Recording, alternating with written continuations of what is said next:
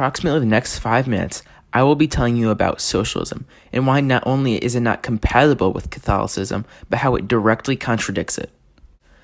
Let's begin with what exactly socialism is. By definition, socialism is any of various economic and political theories advocating collective or governmental ownership and administration of the means of production and distribution of goods. This boils down to two main concepts: no private property, and all means of production are owned and controlled by the state. Socialist governments include Venezuela, China, and Cuba, and formerly the Union of Soviet Socialist Republics, the USSR. Socialism attempts to downgrade the importance of family. It focuses on the state as the most prominent part of society and does not stress the family. Pope John Paul II shares in the compendium of social doctrine of the Church. The family does not exist for society or the state, but society and the state exist for the family. In the Catholic Church, family is always put at the forefront because a society built on family scale is the best guaranteed against drifting off course into individualism or collectivism, because within the family, a person is always at the center of attention as an end and never as a mean. Secondly, socialism is a form of robbery. By having no private property, socialism steals the goods from the rightful owners, as stated by Pope Leo XIII in Rerum Novarum.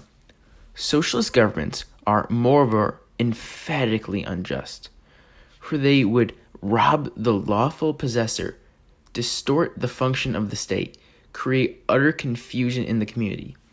Obviously, this does not mean people should try not to help the poor or the less fortunate, but choosing to donate to the poor and having the state take private property at gunpoint are two very different things. Socialism destroys innovation. In a society where the government provides everything, there is no reason to invent, innovate, or improve life. The Catechism of the Catholic Church affirms everyone should make legitimate use of his talents to contribute to the abundance that will benefit all and to harvest the fruits of his labor.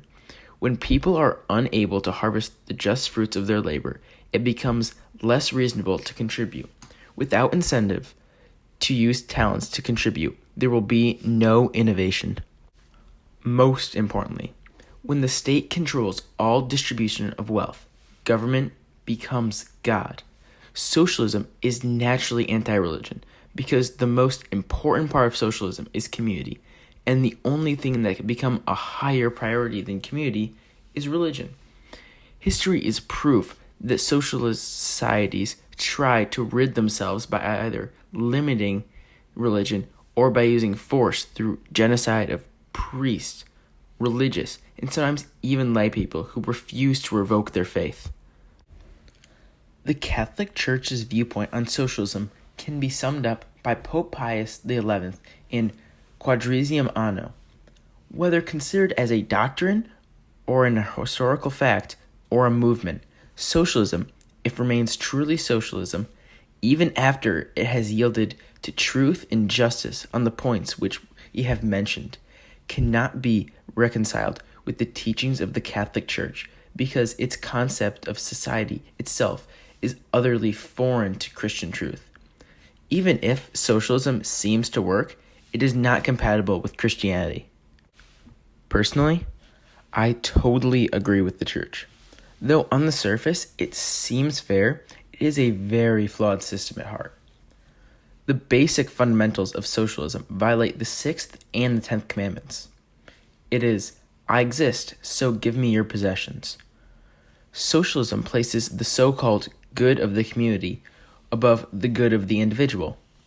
This causes socialists to take many things as a threat, such as religion, basic human rights, and even differing ideas and ideologies.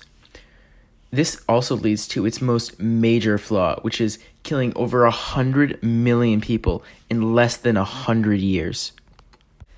In conclusion, socialism is a very immoral system that promotes itself as a moral and fair society, while in actuality it demonizes family, breaks the 6th and 10th commandment, halts innovation and human discovery, and attempts to create a society free of religion, basic human rights, a difference in opinion and ideas, and just standard morals.